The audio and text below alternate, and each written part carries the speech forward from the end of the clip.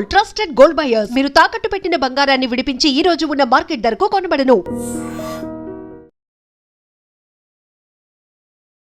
నమస్కారం, welcome to I dream. ధర్మ మార్గం విత్ విజిత కార్యక్రమానికి స్వాగతం.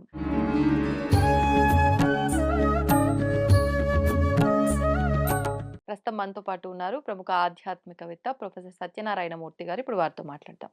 నమస్కారం గురుజీ. నమస్కారం విజిత.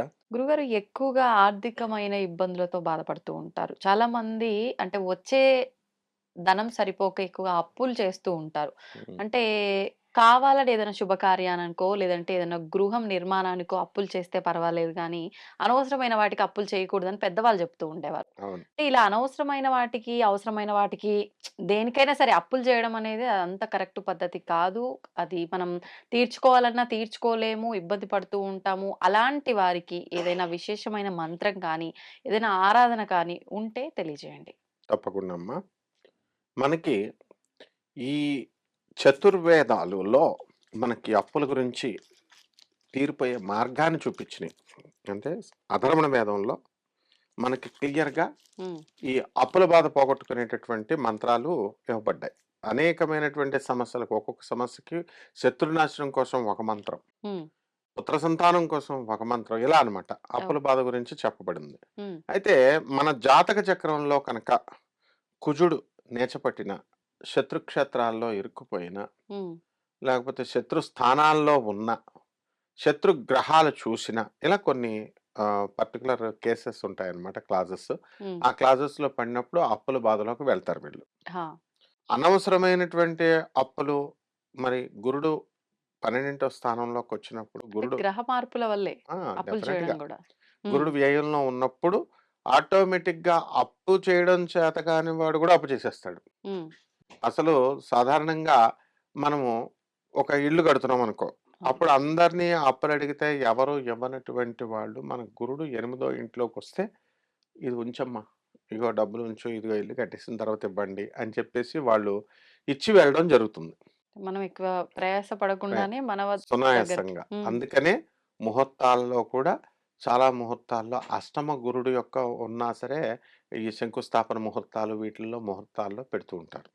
అంటే దీన్ని బట్టి మనకు అర్థమైంది ఏమిటంటే, కుజగ్రహము గురుగ్రహము డబ్బులు ఇచ్చేటటువంటి వాడు ధనకారకుడు. మరి అటువంటి ఆయన ఈ యొక్క డబ్బుని ఇచ్చేటటువంటి గురుగ్రహం బాగుండాలి.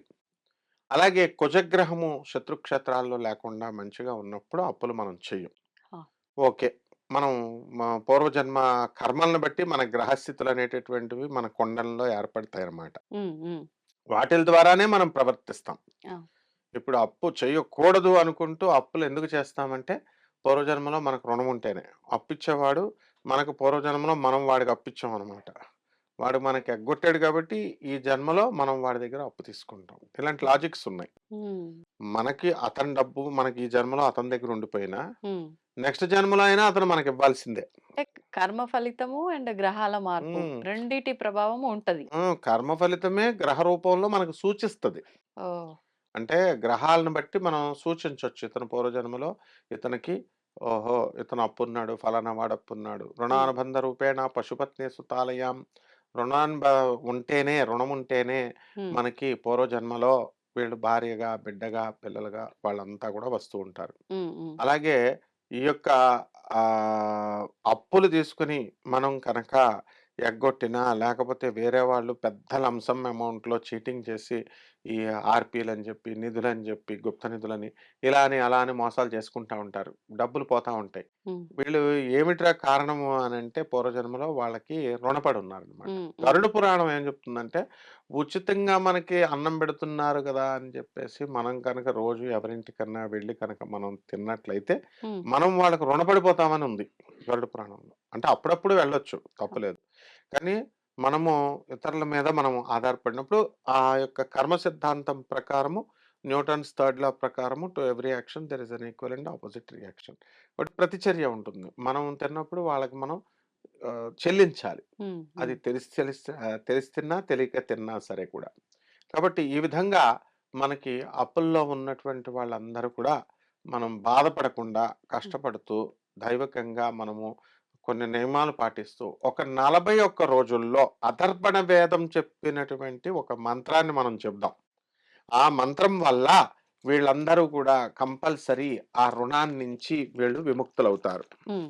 ఇక్కడ ఏమిటంటే ఆ మంత్రము దీనికి విద్మా శరస్య పితరం పర్ణన్యం భూరిధాయసం విద్మోశ్వస్య మాతరం పృథివీం భూరి వర్పసం. ఇది మంత్రం, ఇది వేదమంత్రం. ఇది ఓకే. ఇందులో వేదమంత్రమైనా సరే మనకు స్వరం లేదు అని బాధపడాల్సినటువంటి అవసరం లేదు. హ్మ్. ఇప్పుడు ప్రతి మంత్రాన్ని కూడా వేదము ప్రతి ఒక్కళ్ళు నేర్చుకోవాలి. హ్మ్. తర్వాత ఏమవుతుంది, అం ఆం ఇం ఈం క్షం అక్షరమాల అక్షరమాలం కృత ఐం వదవద్ వాగ్వాదిన్యై స్వాహ. ఆటోమేటిక్గా ఆ సరస్వతి వాటిని కరెక్ట్ చేస్తుంది. ఇప్పుడు యూట్యూబ్స్లో ఎక్కడ పడితే అక్కడ మనకి వేద మంత్రాలన్నీ కూడా స్వస్వరంతో మనకు వినిపిస్తున్నాయి. కాబట్టి ఓం భూర్భువ స్వహ తత్సవితుర్వరేణ్యం భర్గో దేవస్య ధీమహి ధియో యోన ప్రచోదయాత్ అనే మంత్రం ఉండేది. ఆ మంత్రము హ్మ్. మనము ఇప్పుడు లేడీస్ చదవకూడదనేవారు. ఇప్పుడు పాడిన వాళ్ళే యూట్యూబ్‌లో లతా మంగేష్కర్, ఎంఎస్ సుబ్బలక్ష్మి గారు, అనురాధ పౌడ్వాల్, కవిత పౌడ్వాల్, నా శిష్యురాలు కవిత పౌడ్వాల్ వీళ్ళంతా పాడారు. ఇప్పుడు చక్కగా వాళ్ళ పాడడం వల్ల ఇప్పుడు వేలాది మంది స్త్రీలు కానీ, చదువురానటువంటి వాళ్ళు కానీ, వాళ్ళ స్వరం తెలియనటువంటి వింటారు. వాళ్ళందరూ కూడా నేర్చుకున్నారు చక్కగా. అవును. ఇదే విధంగా ఈ మంత్రాన్ని 41 రోజులు చేయాలమ్మా. హ్మ్. దీనికి ఋషి అథర్వ, దేవతలు పర్జన్యః అనేటటువంటి దేవతలు, ఛందస్సు ఉంటుంది, అనుష్టుప్ ఛందస్సు, త్రిపద నిర్మాణ గాయత్రి అన్నమాట. అందువలన ఈ మంత్రాన్ని మళ్ళీ చెప్తున్నాను. నిద్మా శరస్య పితరం పన్నన్యం భూరిధాయసం విద్మో శ్వస్య మాతరం పృథ్వీం భూరి వర్పసం. ఈ మంత్రాన్ని కనుక ఎవరైతే 41 రోజుల పాటు వీళ్ళు కనుక చేసుకున్నట్లయితే మినిమం నియమనిష్టలతో ఎవరైనా చేయొచ్చు. ఎవరైనా చేయొచ్చు. 108 సార్లు చదువుకోవాలి ఒక మాల. డైలీ. డైలీ ఒక మాల తిప్పితే సరిపోతుంది. అండ్ ఒక బాగా దీర్ఘకాలంగా అప్పుల బాధతో ఉన్నటువంటి వాళ్ళు 41 రోజులు కలశం పెట్టుకొని అందులో ఆ యొక్క సుబ్రహ్మణ్యేశ్వర స్వామిని ఆవాహనం చేసి ఓం శ్రీ గణేశాయ నమః, అలాగే ఓం శ్రీ శరవణ భవ అనేటటువంటి మగవారికైతే మంత్రం. 41 రోజులు కలశం పెట్టినా వరుసగా చేయగలుగుతారు. కానీ ఆడవాళ్ళు వరుసగా 41 రోజులు చేయలేరు అవసరం కదా? లేదు. వరుస అంటే ఆ 5 రోజులు మినహాయించేసి కంటిన్యూషన్ చేసుకోవచ్చు. ఓకే. మళ్ళీ మొదల నుంచి చేయాల్సినటువంటి అవసరం లేదు. ఎప్పుడు కూడా ఎవరైతే కంప్లీట్ అవ్వదు అట్లయితే ఇంకా. మళ్ళీ మొదటి నుంచి చేస్తే.